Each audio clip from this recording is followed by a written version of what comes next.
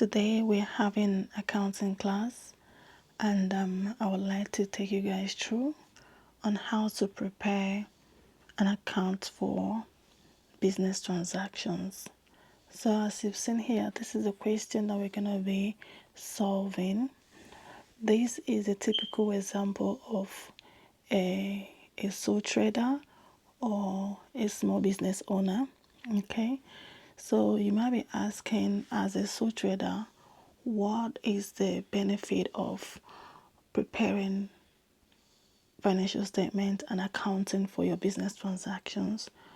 First of all, I have 4 reasons why any business at all, whether you're a small business owner, a limited liability company, whatever structure of business that you have, I have 4 reasons why you should be preparing your financial statement.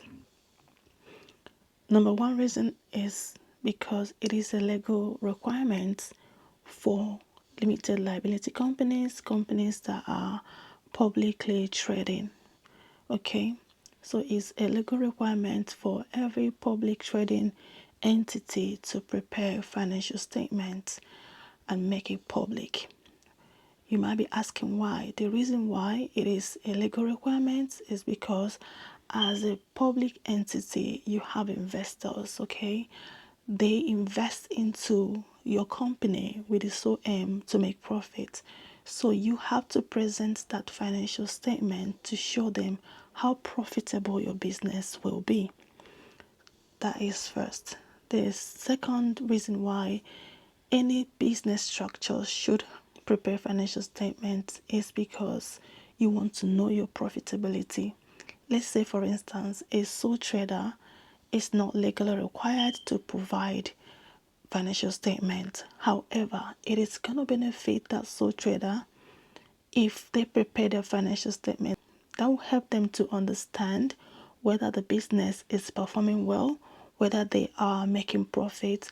Believe it or not, every business is there to make profit. That is the sole aim of every business. And if you are not aware whether you're making the profit or not, it is not a good idea, okay? So you have to prepare your financial statement so that you can know the financial position of your business activities. The third reason why you should prepare your financial statements is because you have to pay your tax.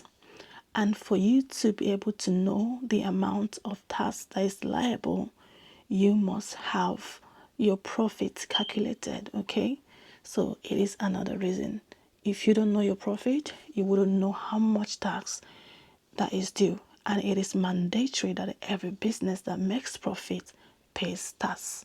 So the final reason why any business should prepare their financial statements is because every business, one time or the other, might need to get a loan from the bank or from any financial institution, and for them to actually lend you the capital, they have to see that you are actually making profit.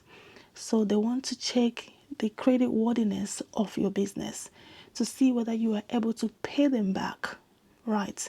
So you need a financial statement to actually show the lenders or the financial providers that you are capable to pay your debt. You see, 4 reasons we've already established. Now, that is, by the way, I hope this lesson is not going to take that long, okay? We're going to start from scratch, and that requires us to open different accounts for this small business owner, okay? This small business owner started the business from January, okay? Let's say January 2025. And the business owner started the business with a capital sum of £500. I hope you guys can see it. A capital sum of £500. Okay. On the 3rd of January, they bought goods for cash, £85. Okay. And on the 7th, they bought goods on credit, £116. On the 10th of January, they sold goods for cash. On the 14th, they returned goods worth £28. On the 18th, they bought goods on credit worth £98. On the 21st, they returned goods worth £19. On the 24th, they sold goods worth £55. On the 25th, they paid a creditor £88. And finally, on the 31st, which is the last day of the month, a debtor paid £55 into the business. Okay, so we're going to be preparing different accounts. Okay, but before we go into that, I would like you guys to understand this equation here, this accounting equation.